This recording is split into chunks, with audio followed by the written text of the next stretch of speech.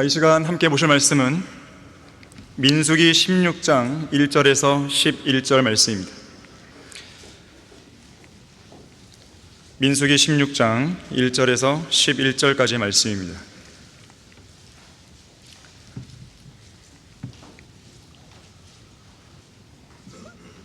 레위의 증손 코앗의 손자 이스라엘의 아들 코라와 또 루벤의 아들들 중에서 엘리압의 아들들 다단과 아비람과 펠렛의 아들 오니 사람들을 취하여 이스라엘 자손의 어떤 사람들과 함께 모세 앞에 일어섰으니 회중에서 유명하고 잘 알려진 사람들인 집회의 고관들 250명이더라. 그들이 모세와 아론을 거역하여 사람들을 모으고 그들에게 말하기를 너희가 너무 분수에 지나치도다. 온 회중이 각기 거룩하고 주께서도 그들 가운데 계시는데 너희가 어찌하여 주의 회중보다 너희 자신들을 높이느냐 하니 모세가 그 말을 듣고 엎드렸다가 기도했다는 것이죠. 코라와 그의 모든 동료들에게 일러 말하기를 내일 주께서 누가 자기에게 속하며 누가 거룩한지를 보여주시며 그 사람을 자기에게 가까이 나오게 하시되 곧 주께서 택하신 자를 그에게 가까이 나오도록 하시리라. 이것을 행하라. 코라와 그의 모든 동료들인 너희는 향로들을 가지고 거기에 불을 담고 내일 주 앞에서 그 안에다 향을 넣으라. 주께서 택하신 사람이면 그가 거룩하게 되리라. 너희 레위 아들들아 너희가 너무 분수에 지나치다 하고 모세가 또 코라에게 말하기를 내가 너희에게 청하노니 너희 레위 아들들아 들으라. 이스라엘 하나님께서 이스라엘 회중으로부터 너희를 성별하시어 주의 성막에서 봉사의 일을 하도록 하시고 회중 앞에 서서 그들을 섬기게 하시려고 너희를 자기에게로 가까이 불러오신 것이 너희에게는 작은 일로 보이느냐?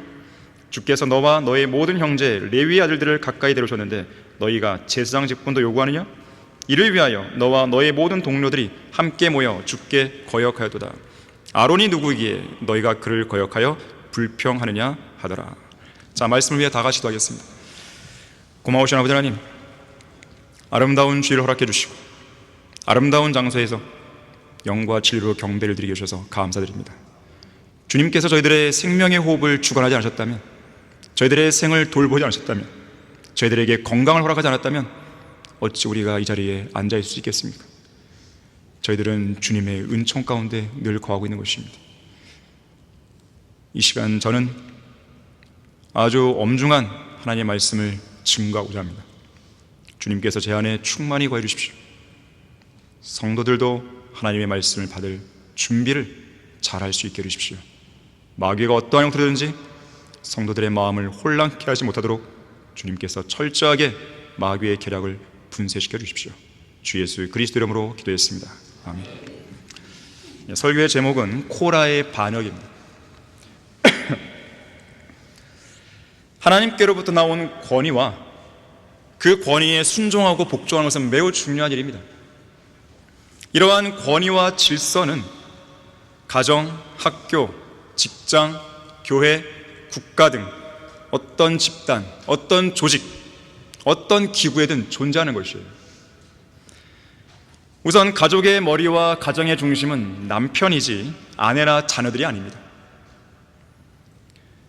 가정의 중심은 남편이자 아버지여야 되고 아내는 돕는 자의 위치에 서야 되며 자녀들은 순종하는 자리에 머물러야 되는 것입니다. 하지만 그렇다고 해서 물리적인 폭력이나 언어적인 폭력, 독단적인 결정이나 정신적인 압박 및 스트레스로 아내와 자녀들을 괴롭혀둔다는 뜻은 아닙니다. 또 그런가 하면 이 종들은 육신에 따른 주인들에게 두려움과 떨림으로 또 순전한 마음으로 그리스도께 하듯 복종해야 하는 것이 성경적 명령이에요. 자, 그래서 직장에서 하급 직원은 상사의 지시와 명령에 복종해야 하는 것입니다. 학교도 마찬가지죠. 학생들은 자기를 가르치고 지도하는 교사의 말에 순종해야 됩니다. 교회 안에서도 담임 목사의 영적 권위는 존중되어야 됩니다. 성도들은 그런 영적 권위에 복종할 수 있어야 하는 것이죠. 이것은 저의 말이 아니에요. 히브리서 13장 7절에서는 하나님의 말씀을 너희에게 들려주고 너희를 다스리던 자들, 그러니까 영적인 권위로 다스리는 목자들을 말하는 것이죠. 그들을 기억하고 그들의 행실의 결과를 관찰하여 그들의 믿음을 따르라 그랬습니다. 또 히브리서 13장 17절에서도 너희를 다스리는 자들에게 순종하며 복종하라. 그들은 너희 혼들을 위해 깨어있기를 자기들이 마땅히 설명해야 할 것처럼 하느니라. 그들로 기쁨으로 하게 하고 슬픔으로 하지 않게 하라. 이는 그것이 너희에게 유익이 없습니다. 또 히브리서 13장 24절도 너희를 다스리는 모든 자에게 문안하라 그랬어요. 디모데전서 5장 17절도 잘 다스리는 장로들, 장로는 목사를 말하죠. 그런 장로들을 배나 존경할 사람으로 여기되 특별히 말씀과 교리에 수고하는 이들에게 그리하라 그랬습니다. 질서의 기본은 권위에 대한 순종에서 나오는 것입니다. 하나님께서 허락하신 권세와 권위에 거역하는 것은 하나님이 정하신 질서를 파괴하는 행위입니다. 포우트란 사람이 말하기를 질서가 하늘에 으뜸가는 법리라고 했어요. 영국의 시인 알렉산더 포프는 질서는 모든 것의 열쇠라고 말했습니다. 아일랜드 출신의 정치인 에드먼드 버크는 질서는 만물의 근본이라고 했습니다. 영국의 역사가 토마스 칼라일은 질서는 하늘의 첫 번째 규칙이라고 했습니다. 미국의 제3대 대통령 토마스 제퍼슨은 질서는 힘의 무기라고 했습니다. 영국의 해군 제독 윌리엄 펜은 질서는 진정한 국가의 지도자라고 했습니다. 영국의 윈스턴 처칠은 나는 인생의 처음 25년 동안 자유를 갈망했고 그 다음 25년간은 질서를 추구했으며 그리고 그 다음 25년 동안은 질서가 곧 자유라는 것을 깨달았다고 했어요. 우리 서울 크리스천 고등학교의 표 중에 하나가 질서 속의 자유로 했어요. 질서 속의 자유로. 질서가 있는 가운데서 자유롭게 하는 것이죠. 미국의 케이블 뉴스 채널 CNN의 설립자 테드 터너가 이런 말을 했어요. 자기가 직접 이끌든지 아니면 따르든지 그것도 싫으면 아예 그 자리에서 비키든지 하라고 그랬어요. 무슨 말입니까? 어떤 조직에서 직접 이끌거나 그 자리에서 비켜날 의향이 없다면 전폭적으로 순종하고 복종하는 자세로 따르라는 뜻이에요. 자, 하나님께서는 친히 정해놓으신 질서 속에서 그분의 성도들이 권위에 복종하고 따르기를 원하십니다. 질서를 파괴하고 권위를 뒤엎으려는 모든 시도는 마귀의 짓이에요. 그 시도를 하나님은 싫어하십니다. 매우 불쾌하게 여기시는 거예요. 오늘 본문에 나오는 코라는 하나님이 정하신 영적 권위의 질서를 파괴하려고 했습니다. 하나님께로부터 나오는 영적 권위에 복종하지 않았고 오히려 반역을 획책한 것이죠. 러크만 목사님은요, 영적 권위에 도전한, 모세의 영적 권위에 도전한 코라의 반역에 대해 이렇게 이야기했어요. 모세의 영적 권위에 도전한 코라의 반역은 하나님께서 그분의 음성으로 직접 부르셨고 수십 번이나 하나님을 만나 많은 시간 하나님과 대화를 나눴으며 특히 출애굽 당시에 이집트 나일강의 피와 죽은 동물들, 전염병들, 홍해가 갈라지는 일, 심지어 태양이 빛을 잃는 사건 등의 위대한 역사를 통해 하나님의 명령과 지시를 직접 받은 지도자, 바로 모세를 거역하여 대항하는 일이었다 그랬어요. 지금으로부터 17년 전인 2007년 9월 3일 저는 킹제임스 성경신학교에서 처음 강의를 시작하면서 하나님의 사역에 본격적인 발을 들여놓기 시작했습니다. 그때 이후로 지금까지 별의별 사람들을 많이 경험한 거예요. 그들 중에는요, 하나님을 대적하거나 주님께서 담임 목사에게 부여하신 영적 권위에 반기를 든 사람들이 있었는가 하면 교회에 대해서, 담임 목사에 대해서, 옆에 있는 지체들에 대해서 불평불만을 품다든지, 또 교회 안에서 수군거리며 분란을 일으킨다든지, 담임 목사와 성도들 사이의 신뢰관계를 무너뜨린다든지, 성도들 사이를 이간질한다든지, 그러면서 지역교회를 무너뜨리고 파괴하는 사람들이 많이 있었던 것이죠. 그리고 그런 자들이 그렇게 비참한 배교자요 변절자로 전락할 수밖에 없었던 그 기저에는 언제나 불평불만과 반역하는 마음을 위시한 쓴뿌리가 있었음을 저는 깨닫게 되었습니다. 가끔에 우리는 그러한 성도 2명이 있어서 지난 주일에 징계를 내렸는데, 이들은 여전히 징계를 내린 교회의 권위에 순종하지 않고 자기들의 잘못을 전혀 시인하지 않습니다. 어떠한 회개도 없어요. 어떠한 반성도 없어요. 교회 앞에 어떤 용서도 안 구합니다. 오직 변명으로 자기 자신을 정당하게 바꾸고 지역교회 목사들에게까지 문자를 보내서 자신의 정당성을 거짓으로 호소하고 있어요. 이성호 목사님께서는 종종 말씀하시기를, 교회 안에 어떤 문제가 발생할 때면 겉으로 드러난 정황만으로 사건의 본질을 보지 말고 반드시 그 내면에 있는 영적인 부분을 봐야 한다고 했어요. 그리고 모든 일을 영적으로 판단해야 한다고 했어요. 성경적으로 문제의 본질을 간파하지 못하면 영적 전쟁에서 패배자가 됩니다. 또한 반역자들 편에 가담하게 된다는 것을 여러분이 유념하셔야 돼요. 반역자들 편에 서지 말라. 첫 번째로, 반역자들은 본문 7절에서 보듯이 분수에 지나친 사람들입니다. 한 번은 커다란 독수리 한 마리가 먼 산에서 목장을 향해 쏜살같이 내려옵니다. 그리고 작은 양 한 마리를요, 낚아채서 올라간 거예요. 독수리니까 가능했겠죠.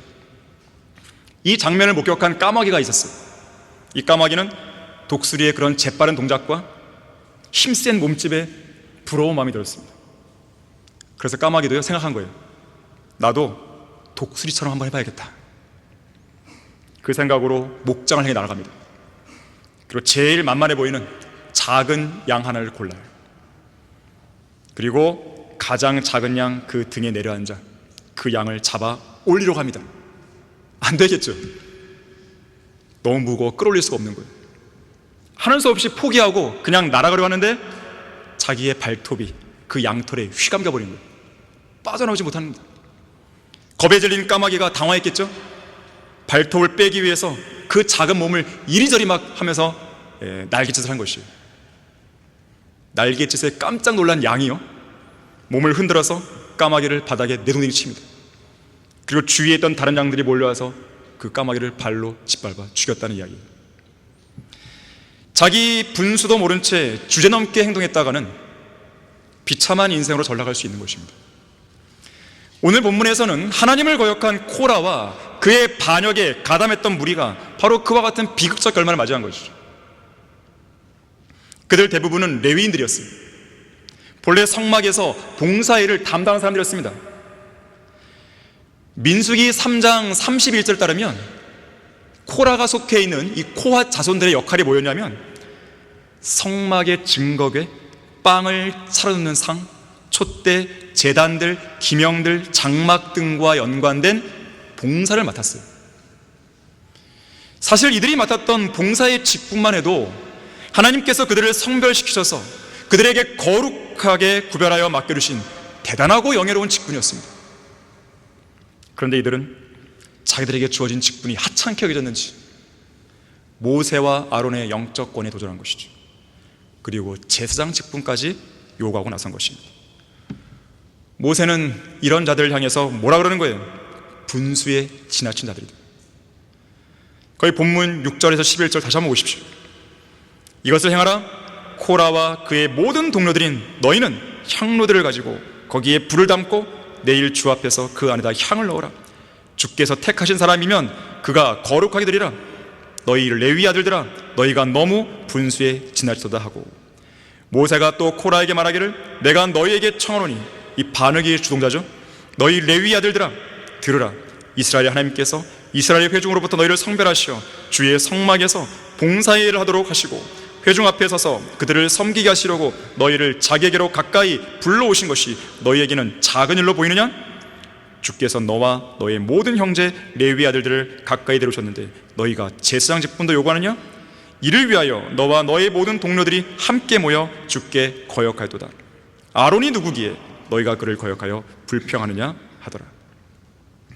결국 하나님께서는 이제 분수에 넘친 자들을 심판하시거든요. 바로 본문 31절부터 33절에 보니까 땅이 그 입을 열어서 코라와 반역자들을 산채로 삼켜버린 거예요. 끔찍한 심판이었죠. 자, 하나님께서 주님을 섬기도록 부르셔서 영적인 권위를 부여하신 그 사람에게 경청하지 않거나 그 권위를 무시한 채 분수에 지나치게 행동하는 것은 결국 그 사람을 부르신 주 하나님을 거역하는 죄가 됩니다. 그래서 본문 11절에서 말하는 거죠. 너와 너의 모든 동료들이 함께 모여 누구를 거역했다고요? 주께 거역하였도다. 영적인 권위를 함부로 무시하거나 깎아내리면서 경거망동해서는 안 됩니다. 위로부터 내려오는 권위는 마땅히 존중받아야 하기 때문에 그런 것이죠. 고린도전서 7장 20절에서는 각 사람은 부르심을 받은 그 부르심 안에 거하라고 그랬습니다. 코라는 하나님께서 부르신 그 부르심의 위치에 머물러 있어야 되는 것이죠. 하지만 육신적인 방법으로 하나님께서 그에게 허락하지 않으신 제사장 직분까지 요구하고 나선 것이죠. 물론 이런 사람들도 처음에는 선한 동기와 의도로 믿음의 생활을 시작했겠죠. 또 사역에 동참하며 주님을 섬겼겠죠. 하지만 언제부턴가 주님의 뜻에서 이탈합니다. 비정상적인 그리스도인으로 변질되더니 적절한 때가 오자 교회 안에서 영적 권위에 대항하여 들고 일어선 것이죠. 마치 자기가 무엇이라도 된 듯이한 착각 속에 빠져 있는 거예요. 한때 우리 교회에는 이재명이라고 하는 사람이 있었습니다. 그는 이송호 목사님의 처조카죠. 박석순 모친의 조카라는 뜻입니다. 그는 교회 안에서 상당히 신임을 얻는 사람이었습니다. 하지만 그는 신학원 강사 직위를 이용해서 최소 1년 동안 학생들을 세뇌시키고 회유했어요. 그가 제일 크게 부각시킨 것은 하나님을 잘 섬기자는 말이었습니다. 이 말에 뭐 잘못이 있겠습니까? 하지만 이 이재명은 항상 그 말 뒤에 이렇게 덧붙였어요. 우리의 목사님이 배교해도 우리는 배교하지 말자. 무심코 들으면 아무 말도 아닌 것 같죠? 당연하죠. 목사님 배교했으면 우리도 따라 배교하는 겁니까? 아니잖아요. 얼마나 좋은 말이에요. 그런데 속내를 들여다보면 거기는 음모가 있는 거예요. 결국 그 말은 이렇게 바뀝니다. 우리 목사님이 배교했다. 목사님이 한글 킹릿을 벌였다. 당시 이재명의 간교한 말에 세뇌되고 회유된 사람이 60명에 달했습니다. 집단적으로 막이 들린 것이요. 그것을 가리켜서 신학적인 용어로 demonic infestation, 집단적 막이 들림. 집단적으로 막이 들린 자들의 특징이 있습니다. 여러 가지 있지만 4가지 말씀드리면 얼굴빛이 노랗게 변하고 입속이 말라요. 눈에 초점이 없고 멍하고 눈빛이 흐릿하고 상대방의 눈을 똑바로 못 쳐다봅니다. 계속 피하는 거예요. 대화를 하면 상대방을 봐야 되잖아요. 이게 피하는 거예요. 3번째는 말할 때면 거짓말이 거침없이 나오는 것이죠. 입만 열면 자기 변명이고 입만 열면 자기 정당화고 사람들의 인정과 감정에 호소합니다. 4번째는 그들의 완고한 마음은 너무나 심각해서요, 부모나 친구 혹은 동역자들의 설득과 권면을 전혀 수용하지 않는 거예요. 자기를 정당하면서 오히려 그들을 회유하려고 합니다. 최근에 교회에서 징계를 당한 사람들이 딱 그런 모습이에요. 지금 특히 이 아이는 소위 찌라시 같은 문자를 교회 동역자들에게, 우리 동역자다 보낸 거예요. 자기가 알고 있는 사람들에게, 심지어 지역교회 목사님들에게까지 뿌려서 교회를 파괴하고 성도들을 회유하고 선동하는 짓을 한 것입니다. 집사들이 설득해도 듣지 않습니다. 지역교회 몇몇 목사님들이 전화를 걸어서 설득해도 자기 고집을 안 꺾는 거예요. 자, 교회의 편에 서서 교회와 함께 대적들과 싸울 생각을 하며 대적들을 설득하기는커녕 오히려 성경 보급을 방해하고 성경을 폐기시키라고 말하는 벨리알의 자식들 편에 서서 교회를 상대로 거래하려 하고 교회를 설득하려 하는 것이에요. 지난주 수요일에는 아예 우리 성경을 인쇄하는 인쇄소에 가갖고 자기들 허락 없이는 성경을 인쇄하지 말라고 한 거예요. 자기 누나와 함께 가고. 또 그 말을 했더니 또 말을 이렇게 말합니다. 나는 그 말 안 했다고. 누나가 말했지 나는 그 말 안 했다고. 그럼 왜 같이 간 거예요 도대체? 아모스 3장 3절에서 뭐라 그랬어요? 두 사람이 동의하지 않고 함께 걸을 수 있냐고 그랬어요. 동의를 한 거죠. 그것도 모르단 말이에요. 자, 그것이 바로 교회의 영적 권위를 무시하는 행동인데, 이 아이는 아직도 자기가 무슨 심각한 죄를 저지르는지 모르는 거예요. 모친도 마찬가지. 이들의 안중에는 교회가 없습니다. 담임 목사에 대한 존중도 없습니다. 오직 가족만 있습니다. 그들의 아버지의 이름만 있는 거예요. 하나님이 세우셨고 특히 그들의 아버지를 통해 세우신 이 교회의 영적 권위를 이들은 철저히 무시하고 있는 것입니다. 이것이 마귀짓이 아니고 무엇이겠어요? 그걸 모른단 말이에요? 저는 이 자리에도 이 아이에게 동조하고 있는 몇몇 사람이 있다는 걸 알아요. 저는 누군지 알아요. 이 시간 저는 그들에게 정신을 차리라고 강력히 권면합니다. 마귀의 뜻대로 그에게 서잡혔던 그들이 마귀의 올무에서 깨어나오기를 바라는 것입니다. 영적 권위에 따른 이 엄중한 경고를 받아들이지 않겠다면 교회 안에서 더 이상 분란 일으키지 말고 조용히 교회를 떠나면 되는 것이에요. 그렇게 하지 않으면 갈라디아서 4장 20절, 내가 지금 너희와 함께 있으려 하고 또 나의 어조를 바꾸고자 함은 내가 너희에 대하여 의심이 있음이라고 말했던 이 사도 바울처럼 저도 이 교회와 선한 성도들을 보호하기 위해서 그들을 향한 저의 어조를 바꿀 수밖에 없습니다. 언젠가 이성호 목사님은요, 교회 안에서 자신에게 인사를 안 하는 사람들의 영적 상태를 지적하신 적이 있어요. 처음에는 그런 지적이 너무 심한 거 아닌가라고 했어요. 인사 안 했다고 그런가? 그런데 이제는 그 지적이 어떤 의미가 있는지 제가 알겠는 거예요. 반역자들 편에 서지 말라. 두 번째로, 반역자들은 으뜸이 되고 싶어하는 사람들로서 주제넘게 행하는 특성이 있습니다. 코라의 반역을 다루고 있는 오늘 본문 민수기 16장 바로 앞장에 있는 민수기 15장 30절에서는요 이렇게 말합니다. 본토에서 태어났든지 타국인이든지 주제넘게 무엇을 행한 사람은 주를 비방한 것이니 그 사람은 그의 백성 가운데서 끊어지리라고 경고하는 거예요. 여러분 거기 신명기 17장 한번 보겠습니다. 신명기 17장 12절 13절 보십시오.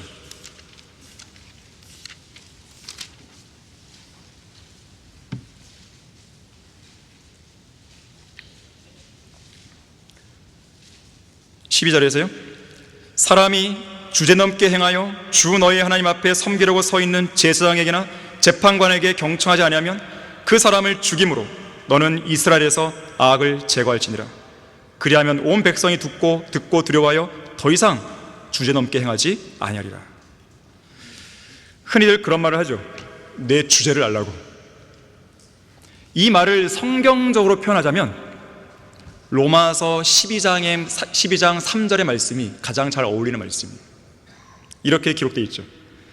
내게 주신 은혜로 인하여 너희 중 각 사람에게 말하노니 자신에 대하여 마땅히 생각할 그 이상의 생각을 품지 말고 다만 하나님께서 각 사람에게 나누어 주신 믿음의 분량에 따라 건전하게 생각하라 그랬어요. 성경대로 믿는 그리스도인은 그 누구라도 하나님이 부르시고 세우신 그 위치에서 신실하게 섬기면 어떤 문제도 갈등도 분란도 일어나지 않습니다. 또한 하나님께서 쓰시지도 않는 사람을 목사의 아들이란 이유 하나만으로 하나님의 사역에 억지로 밀어넣을 수 없어요. 그 사역을 할 만한 자격을 갖추든지 그리스도의 일꾼으로서의 겸손한 마음을 갖추든지 그 사역을 할 만한 실력을 갖출 때까지 열심히 배우려고 해야 되는데 전혀 그런 사람 안 보인다면 여러분은 어떻게 하시겠어요? 그냥 써요? 교회에서 징계한 이 아이가 하나님의 사역에서 배제된 것은 하나님께서 하신 일입니다. 제가 한 게 아니에요. 제가 만약 그렇게 했다면 제가 어떻게 되겠어요? 벌써 진짜 죽었겠죠 지금. 이 강단은 심각한 자리예요. 아무나 서는 게 아니라는 것이에요. 두렵고 떨리는 자리입니다. 이 강단은 제덕공 교회 그런 교회들 강단이 아니에요. 아무 말이나 막 여기서 이야기하고 성경적이지 않은 내용들 막 얘기하고 그런 데가 아니에요. 여기는. 여러분, 저는 이 자리에 매번 설 때마다, 매주 설 때마다 두렵고 떨리는 마음으로 서는 거예요. 집에서도 기도하지만 여기 올라오기 전에 저는 반드시 기도하고 또 올라옵니다.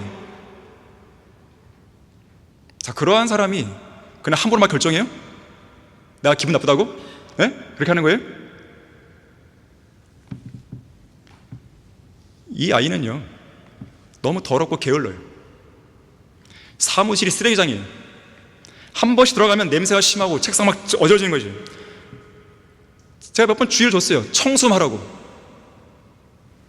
주변 환경이 더러우면요, 마귀가 그 사람에게 쉽게 들어갈 수 있는 환경이 조성됩니다. 그걸 아셔야 돼요. 이성호 목사님께서도 이 강단에서 여러 번 말씀하셨어요. 한때 부목사였다가 배교하여 쫓겨난 사람의 그 사무실도 무척 지저분하고 더러웠습니다. 그것을 여러 번 말씀하셨는데 그걸 모른단 말이에요. 두 번째, 하나님의 사역에 전혀 신실하지 못한 거예요. 어떤 일을 맡기면 대충 완성합니다. 연수원 교재도 자기가 연구에 준비하지 않고 다른 사람이 해놓은 것 그대로 가져 만드는 거예요. 제가 얘기했어요. 너 그렇게 하면 되냐고.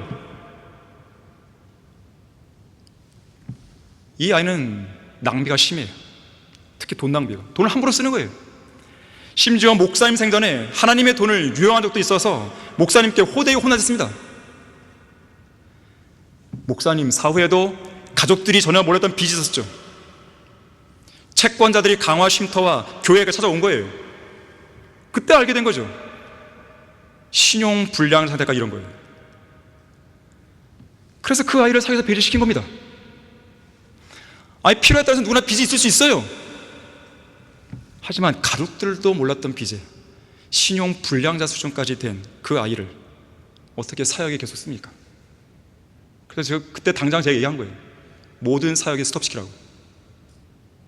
여기서의 수요기대 설교, 연수원 가정의 강의, 하나님의 사역 손 떼라고. 근데 마침 군에 입대하는 시기와 맞물린 거예요. 어떻게 보면 잘 된 거죠. 다른 사람한테 알려지지 않고 자연스럽게 빠질 수 있는. 찰리다 싶었습니다. 오히려 이 기간 동안에 자기를 돌아보고 반성하기를 바랬어요.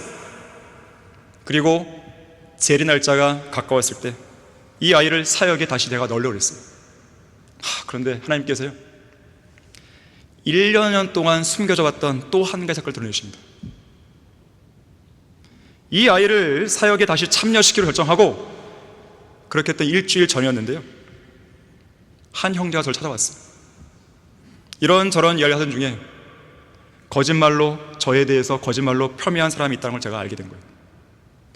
요지는 뭐냐면, 제가 이렇게 강단에서는 이소호 목사님에 대해 좋게 이야기하면서 뒷전에서는 이소호 목사님에 대해 좋지 않은 이야기를 제가 한다는 이것을 알게 돼서 이 형제가 잠시 저에 대해 오해했다는 거예요. 그리고 다시 그 오해가 지금은 풀렸다는 것이죠. 그 얘기를 한 거예요. 그래서 제가 물었어요. 누가 그 얘기를 하더냐고. 처음에는 알려주지 않죠. 어떤 프라이버시도 있으니까.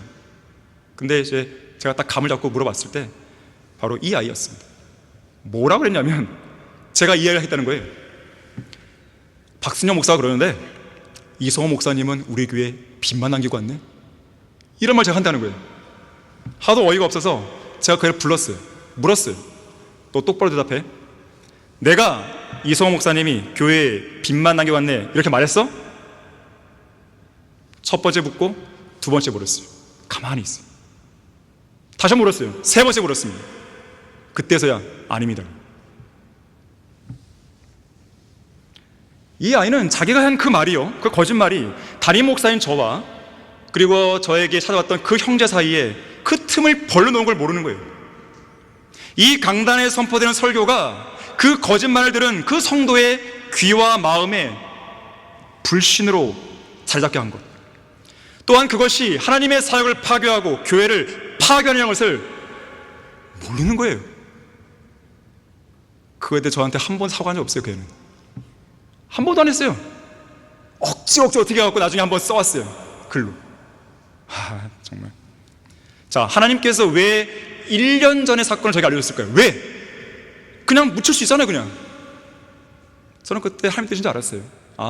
하나님이 안쓰려 하시구나. 안쓰려 하시구나. 그때 안 거예요.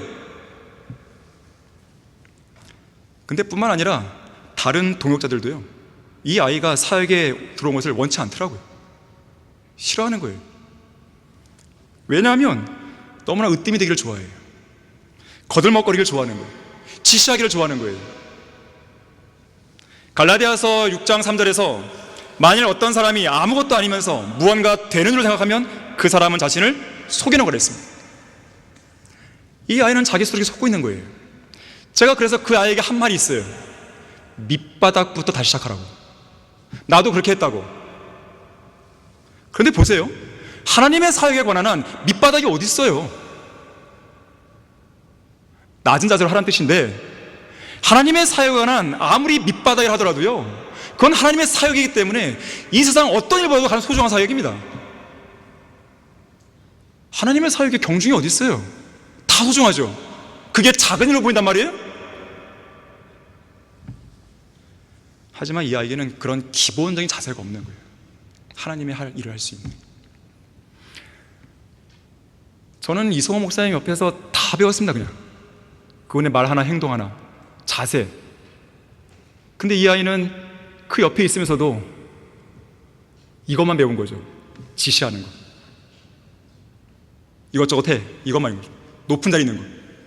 목사님께서 그 자리에 이르기까지, 또 하나님께서 목사님을 그 자리에 부르시기까지, 그 어떤 일이 있었고 또 얼마나 많은 그런 책임을 다했고 의무를 다했는지를 전혀 생각 안 하는 거예요.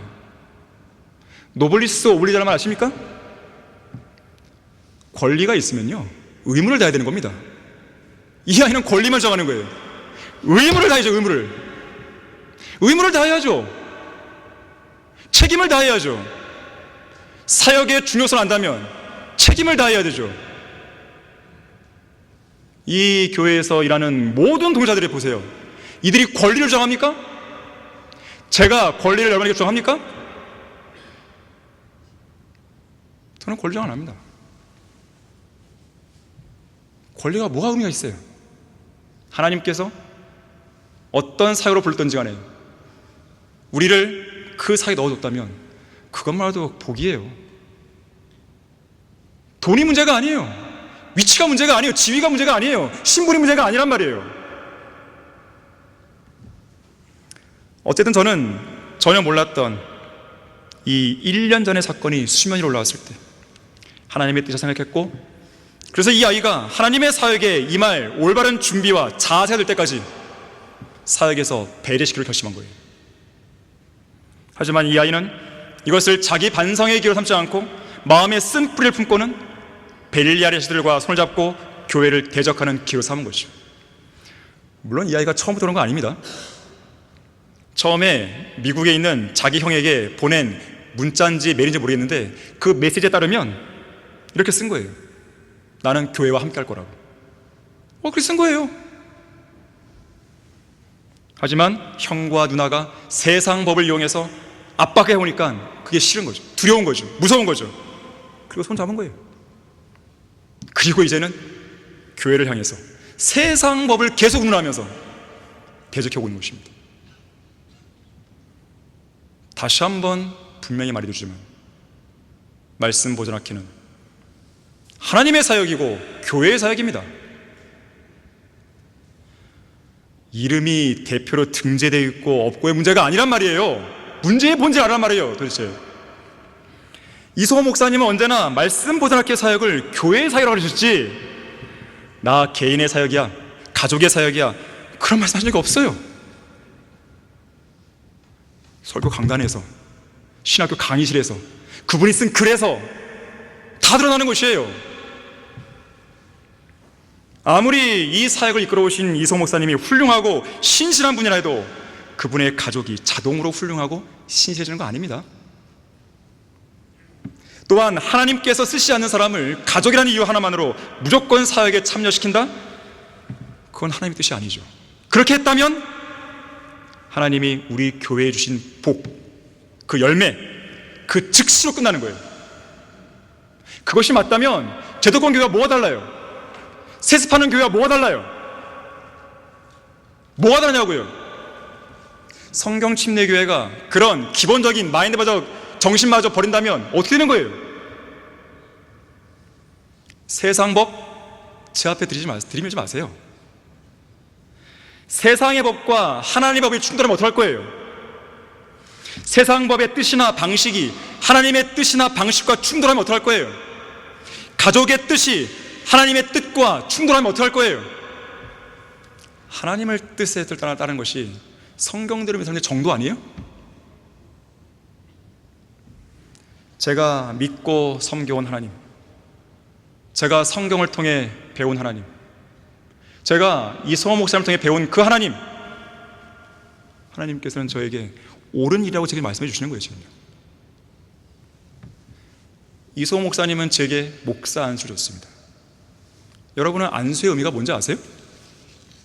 신학교에서도 배운 내용 아니겠습니까? 안수가 뭡니까? 능력과 권위가 옮겨지는 거예요. 말씀 보존학회가 가족들의 사역이라면 안수를 통해 영적 권위를 지닌 이 담임 목사가 말씀 보존학회 사역에 관한 가족들의 뜻과 가족들의 의사에 복종하라는 말이에요? 여러분은 그렇게 이해하십니까? 그들의 눈치나 보면서 그들이 뭘 하든 내버려 두고 하나님의 사역에 자질이 있든지 없든지 관계없이 걔들이 여호와 증인인지 아닌지 관계없이 사역에 막 들어오게 하고 그것을 묵인하란 말이에요? 과연 이소호 목사님이 그런 의도로 제게 목사 안수를 줬단 말입니까? 이소호 목사님은 제게 모든 사역의 일체를 맡기셨지 말씀 보존학회는 빼놓고 맡긴 게 아니에요. 말씀 보존학회가 가족들의 사역이라고 말하는 이 아이와 모친의 말에 동조하는 세력은 과연 누굽니까? 누가 그런 거예요? 예? 여러분은 그 말을 목사님이 들은 거예요? 저는 한 번도 안 들었는데요. 박승영 목사, 이 말씀 보존학회는 내 거니까 이거는 말고 나머지만 사역해. 그리고 이거는 가족에게 맡기지. 저는 그런 말 들어본 적이 없는데요. 말도 안 되는 이야기니까 이거는 정말로. 아니 도대체 세상 법의 논리를 가져와서 왜 저에게 그런 말 하는 거예요? 누가?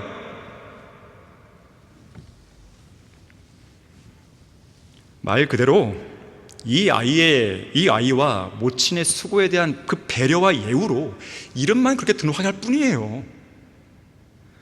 그것이 이 아이 마음대로 말씀보다 이렇게 사역을 이끌어가라 그런 뜻은 아닙니다. 자, 이 자리에 반역과 불평의 씨앗을 품고 있는 그런 사람들에게 다시 한번 경고하는 거예요. 함부로 예단하면서 주제넘게 행동하지 마십시오. 영적인 권위를 가지고 말씀드리는 것이에요.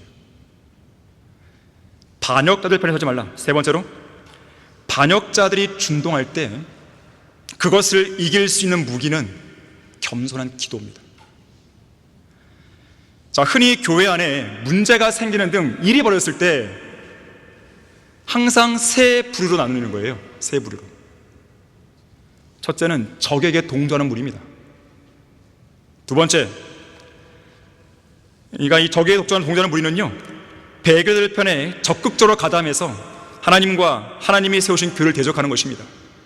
두 번째, 진리의 편에 선 신실한 성도들이에요.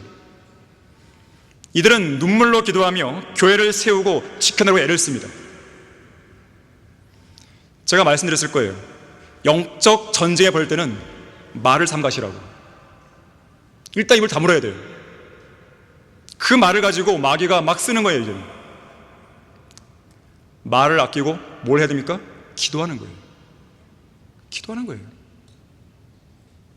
내가 좀 이 부분 좀 알고 있는데 이러면서 말을 하는 사람이 제일 위험한 사람들이에요. 마귀에게 쓰임 받고 있는 거예요. 지금 알긴 뭘 알아요? 그 사람들이 뭘 알죠?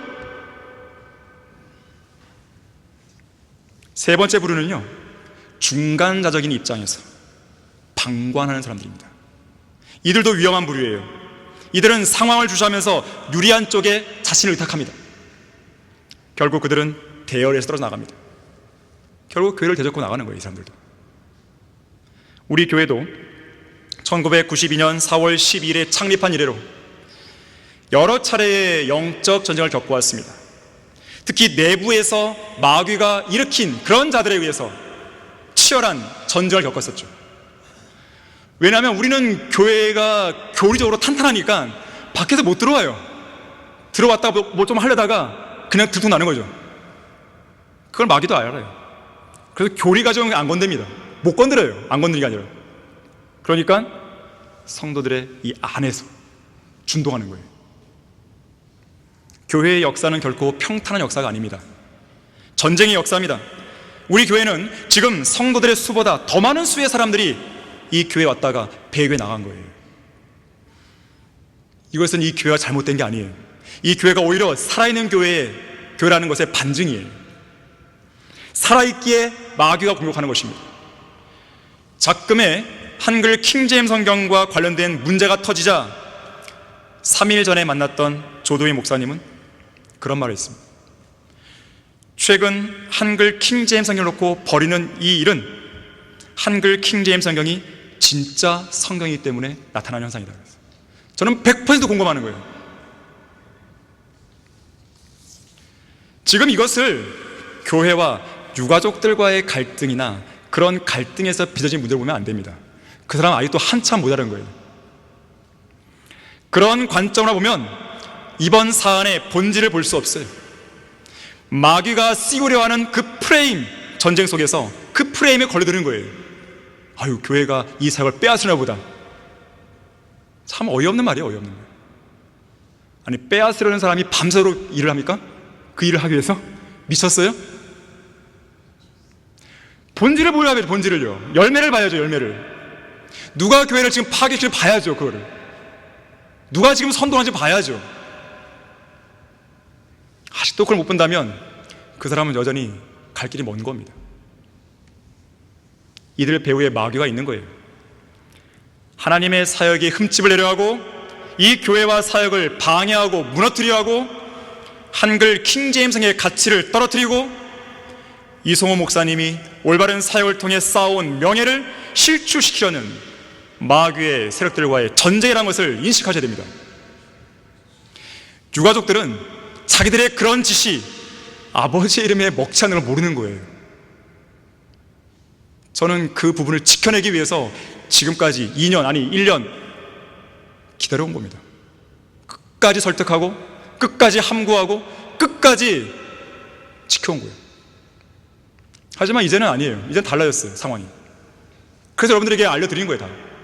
이제는. 그전까지는 기회가 있으니까요. 사람들마다 프라이버시가 있는데 아직 돌아올 기회가 있는 상황에서 그냥 막 쏟아내야 될까? 그럴 수는 없죠. 그렇잖아요. 그러나 지금은 달라요, 상황이. 전선이 분명해진 거예요. 자, 성경 보급을 중단하라고 하고 성경을 폐기하라고 말하는 이런 벨리알들과 함께 이 아이는 함께 서 있다? 이게 하나님의 일입니까? 마귀시죠. 이건 뭐와 똑같아요? 이 작태는 중세 암흑시대에 성경 보급을 방해하고 성경을 불태워버린 로마 카톨릭의 작태와 뭐가 달라요, 이게? 뭐가 다르냐고요, 이게 도대체? 불로만 안 태웠을 뿐이지 성경을 폐기하라고요? 이 교회는 성경을 폐기하라고요? 누구 마음대로. 이 싸움에서 이길 수 있는 방법은 기도밖에 없습니다. 그래서 저는 여러분들에게 기도로 협력하고 기도로 분투하라고 지금 호소하는 거예요. 그런가 하면요, 이러한 반역은 불평이라는 쓴 뿔에서 나오는 겁니다. 이와 관련해서 오늘 본문 11절에 그러잖아요. 아론이 누구기에 너희가 그를 거역하여 불평하느냐. 그리스도인은 하나님이 정하신 영적 권위의 질서 속에서 각자가 맡은 위치에서 자기의 소임을 다하면 돼요. 만일에 제자리를 벗어나서 주님이 정해놓으신 범주를 벗어나게 되면 그리고 교만한 마음을 품으면 그 안에 쓴뿌리들이 자리를 잡는 겁니다. 이런 교만의 쓴뿌리를 제거할 수 있는 가장 좋은 방법은 겸손입니다. 바짝 땅에 엎드려 낮아지는 거예요. 오늘 본문 4절에 짧게 등장하지만 이 짧은 구절이 우리에게는 강력한 도전을 시사하는 거예요. 4절에서 반역자들이 주제넘게 행하면서 영적 구원이 대적했을 때 모세가 뭐 한 거예요? 즉시 엎드렸습니다. 엎드려서 뭐 했을까요? 기도했겠죠. 전능하신 하나님께 이 문제를 아뢰고 하나님의 처분에 맡긴 거죠. 코라의 반역이 있었을 때 모세는 코라를 향해 육신적으로 맞대응하거나 육신적인 권위를 이용해서 강제로 코라의 반역을 억누르지 않았습니다. 지금 현재 이 사역들을 그냥 하면 돼요. 사역은 말씀보다 이렇게 사역은 그냥 하면 되는 거예요. 누가 시비 걸 것도 없어요. 사실은요. 이것은 그들의 권리를 빼앗은 것도 아니에요. 다 있어요. 권리가. 뭘 빼앗아요 도대체. 그냥 가면 되는 거예요. 우리가 열심히 하도록 하면 되는 거예요.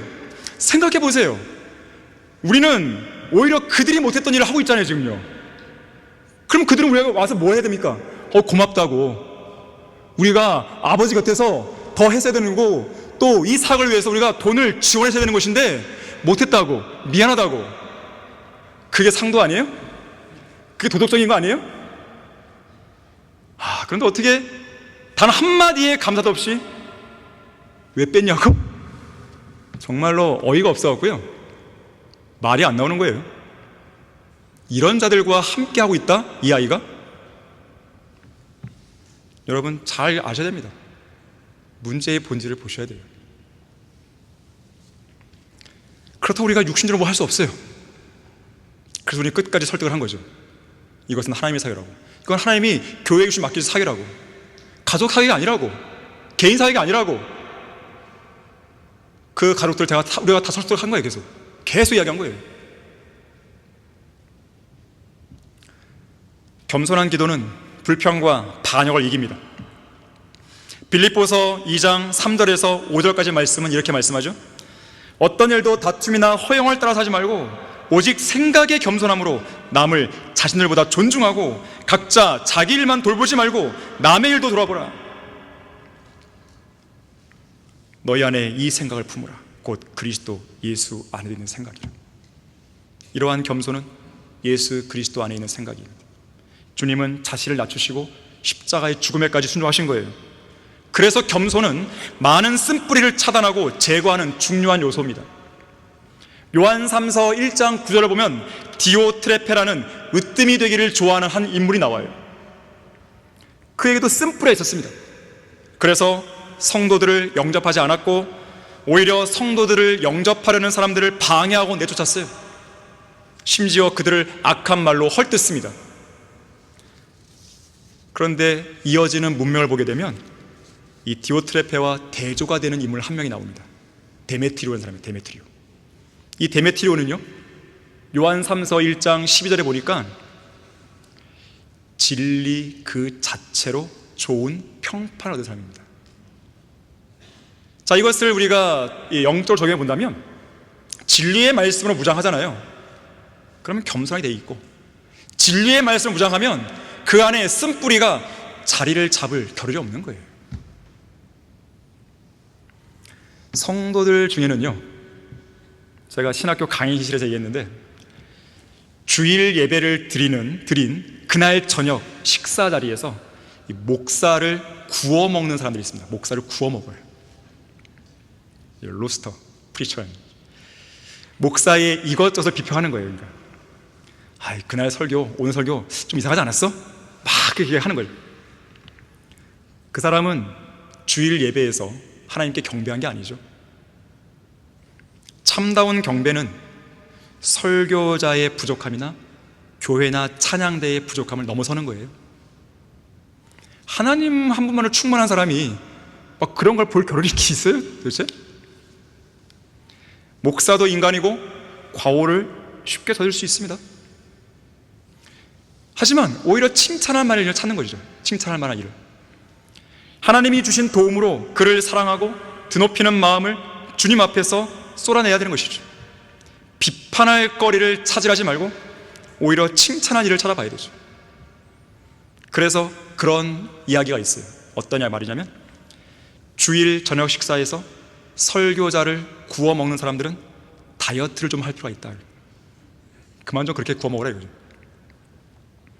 디모데전서 5장 19절 20절에서는요, 장로에 대한 송사는 두세 증인이 없으면 받지 말 것이요, 범죄한 자들을 모든 사람들 앞에서 책망하여 다른 사람들도 두려워하게 하라고 했습니다. 2명 이상의 증인이 증거하는 확실한 증거가 있을 때까지 장로 곧 목사에 대한 어떤 뜬소문이나 헛소문도 믿으면 안 되는 거예요. 귀를 열어주면 안 된다는 뜻입니다. 특히 그러한 증인들이 증거할 때는 바로 그 목사 당사자가 있는 자리에서 정직하게 증거해야 합니다. 정직하게 증거하라는 말은요, 그 문제와 직접적인 관련이 있는 정보를 모두 다 있는 그대로 이야기하는 뜻입니다. 어떤 불순한 의도를 가지고 악의적으로 자기가 말하고 싶고 상대방이 듣고 싶어하는 유리한 정보만 말한다든지, 듣기 싫어하는 불리한 정보는 골라내버려 말하지 않는다거나 해서는 안 되는 겁니다. 사건의 모든 정황을 그대로 이야기하는 것이지, 자기가 듣고 싶고 보고 싶은 대로 정보를 왜곡하면 안 되는 거예요. 결론적으로요, 반역하는 자들은 하나님을 섬기는 일에 있어서 겸손함보다는 어떻게 하면 사람들에게 인정받을지, 혹은 어떻게 하면 자기 뜻대로 교회와 사역을 좌지우지할 수 있을 것인지, 그런 생각으로 가득 차 있는 것입니다. 양심이 화인맞아 분별력을 상실해 버리기까지 한 것입니다. 또한 이들의 또 다른 특징은요, 왜곡된 것을 말하는 데 있습니다. 마음이 비뚤어진 자들은 가장 먼저 왜곡시키는 것이 성경적인 교리예요. 디모데후서 2장에 보게 되면 후메네오와 필레토라는 인물이 나오죠. 이들은 부활이 이미 이루어졌다고 말하면서 부활에 관한 교리를 왜곡시켜버렸죠. 하지만 어떤 교회가 교리적으로 강건하게 서 있다고 할 때는 함께 교제하고 있는 형제 자매들을 향해 거짓되게 비방하고 왜곡된 말로 그들의 인품을 깎아내리면서 그렇단 말로 속이는 거예요. 사랑이 허다한 죄들을 덮는다는 하나님의 말씀 무시한 채 인간적인 실수들을 꼬투리 삼아서 교회를 불평하고 대적하며 떠나기 위한 근거로 삼는 겁니다. 더 나아가서 그들은 오히려 자기 자신이 교회로부터 사랑을 받지 못했고 버림받았다고 주장하는 거예요. 설령 교회 안에 어떤 흠이 보였고 어떤 성도들 안에 잘못이 보였다 해도 그것을 근거로 교회를 대적하는 근거로 삼을 것이 아니라 오히려 그것을 위해 눈물로 기도하는 자세를 가져야 되는 것이죠. 마귀의 공격 방법은 다양합니다. 다양해요. 위장, 모방, 타협, 이 세 가지가 주된 무기예요.